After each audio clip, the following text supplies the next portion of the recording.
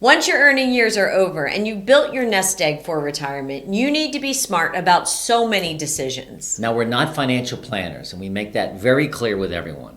But we are retired, and we do spend time making sure we're doing the right thing financially with our own money. Because, bad financial habits and lack of knowledge can actually ruin your retirement.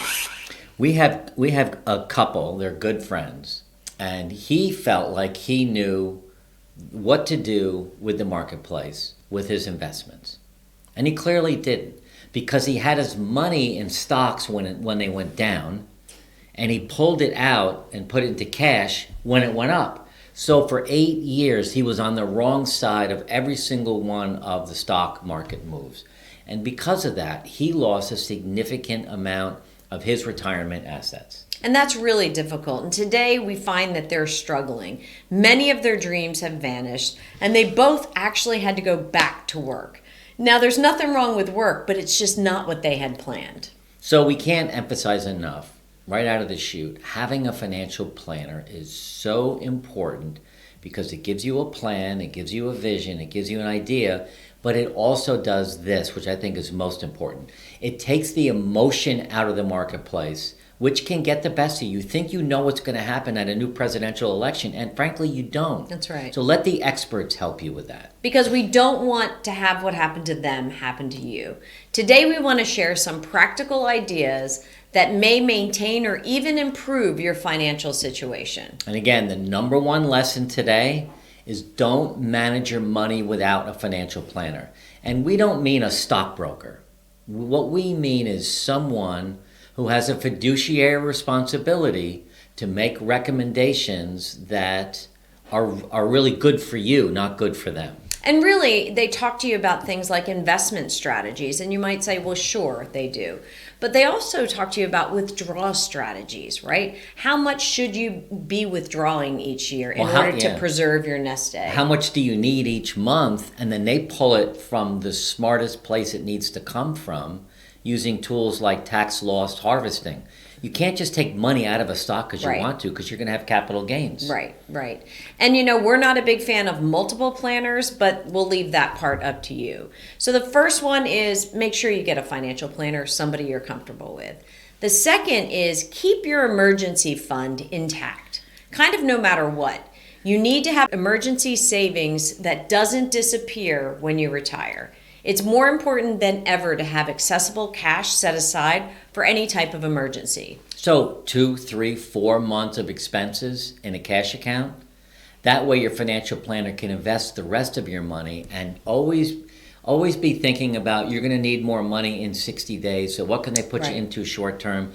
So you want to have this cash account so you can cover any kind of emergency expenses, or just if you want to leave stuff in the market a little bit longer, you've got some cash. Or even if you have any big purchases that are coming down the pike. That's true. Making sure your financial planner knows that you're ready for that. So the second thing is the emergency fund. Now here's another way that you can get into trouble, or also a way to dig yourself out of trouble. You want to take a look at all your luxuries and make sure that they haven't become a burden. Because frankly, that happened to us. We both had jobs, we were both working. 15 years ago, we bought our first boat. And we bought 4 boats over the next 15 years. But we could afford it because we both were working, we both had money, and it was our floating vacation home, so to speak. I call the last one that we had a lifestyle boat because we went away on that one a lot. It was a little bit larger. But once we retired, all of a sudden it was like, well, we don't really want to go out on it. The weather isn't good. We'd rather stay home. We'd rather be with friends. The price of diesel or the price of gas, the price of storage, the price of hauling, the price of, all of those things have to be factored in when you have a fixed income. Yeah. And we didn't have the same earning capacity to kind of keep up with the luxury. So we stopped using it, and then it became a burden. Like, why aren't we using it? And it was a year ago now that we decided to sell it, and it sold within a month because we kept really good care of it. But the thing is, if you have luxuries, it's really important to take a look at them and say, is that something we're really getting a lot of satisfaction out of? Because it's going to cost you money. Well, there are also luxuries that you have, and then there's luxuries you provide for others, right? So we have 6 children, and we were providing cell phones, homeowners insurance, auto insurance, airline tickets for them and their significant others or partners. And, that was all fine while we were dual income, but as they aged, and as we aged, and as we came into a fixed income place, we needed to start peeling some away and giving those responsibilities back to them. And they can afford it. They all have great jobs. And if they're ever stuck, but it was we'll a help luxury. It was to be able to do that for them. But frankly, it also gave us a lot of satisfaction, a lot of fulfillment to be able to help them. Right. So it was hard for us to pivot to, in our mind, take these things away from the kids. Right. But they, at some point, they've got to stand on their own 2 feet. Right. So, and we needed to reduce the support. So we sold the boat, we paid off 2 car loans, we came to an agreement with the kids and slowly weaning them off of some of these things that we've always paid for, because they can afford it. And, they're fine with it. Right. They say it's kind of silly that you're paying my cell phone bill. So it's another cord to cut that...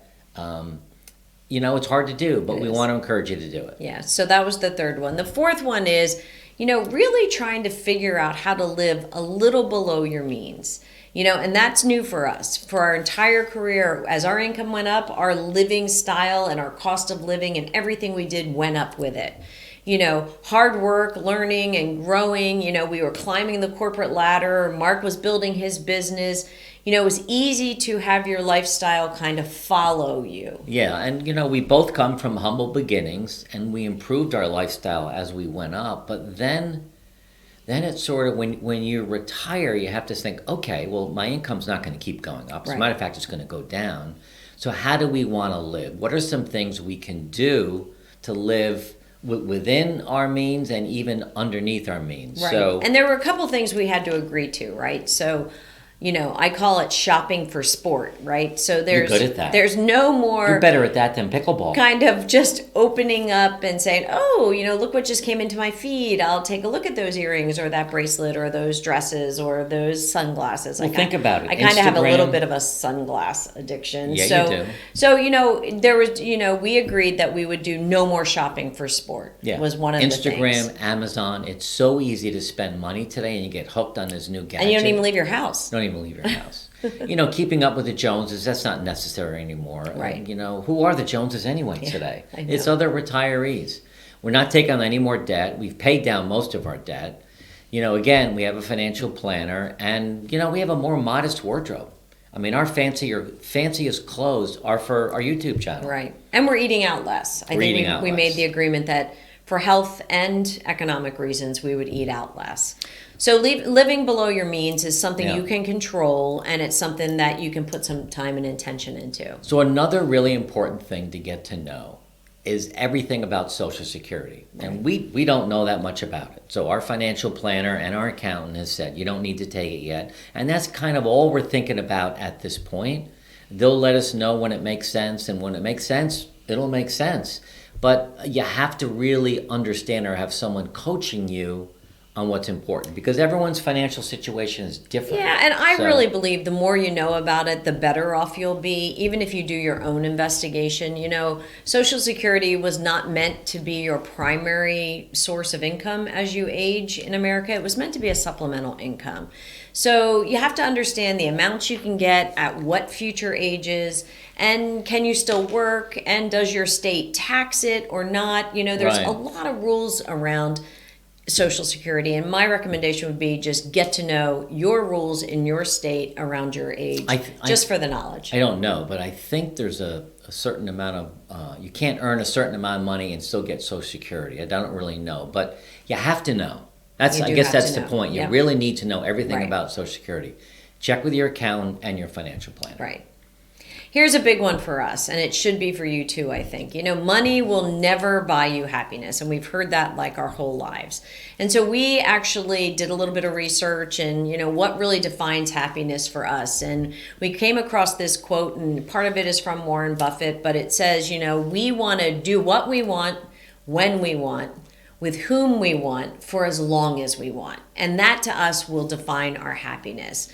Now some of what you do will require money, but it's not all about buying stuff and things. Most of what we do for happiness now is experiences. I would think that for us, and tell me if you agree, but the something we just spent money on is giving us more happiness now for a very low value than anything else I remember paying for ever. You know what it is? Your pickleball racket. Pickleball. So we joined the YMCA for like $80 a month for the family. We bought a pickleball racket for $100 and 6 balls for $18. And we're getting like 5 or 6 hours of use out of that each week. Yeah. That's happiness. That really is making us happy. It's not a new car. It's not a new set of golf clubs. Right. It's not what we're used to thinking it was would create happiness. And we're also looking at vacations differently, right? Now that we have the full 7 days to ourselves, mini vacations to visit friends or family, they become Tuesday, Wednesday, Thursday versus the high traffic weekend, Yeah. Friday, Saturday, Sunday. So mini vacations, beach days, lunch dates. Yeah. We just try Renting to, a boat for a day. Yeah. We're doing that with company comes. We're renting pontoon boats now for the day to take companies out. It's $300 for a day, which in one respect sounds like a lot, but it's a lot cheaper than owning a boat. Right, that's true. So we still get out on the water. Now look, you clearly need money in retirement. We all can agree on that. But how much do you need and how much is enough? You've got to figure out how much you have, how much you can pull out each month, and how long it's going to last. Those are key questions you need to work through with your planner and your accountant. Yep, and paying attention to some of these things that we just shared will help guide you and keep you out of trouble. Now, we hope you enjoyed this video, and if you did, you're going to like this next one called The Truth About Early Retirement, What They Don't Tell You. It's one of our most popular videos, and we're not getting any younger. So why steal these fabulous years from ourselves, our family, and our friends? Watch this one next.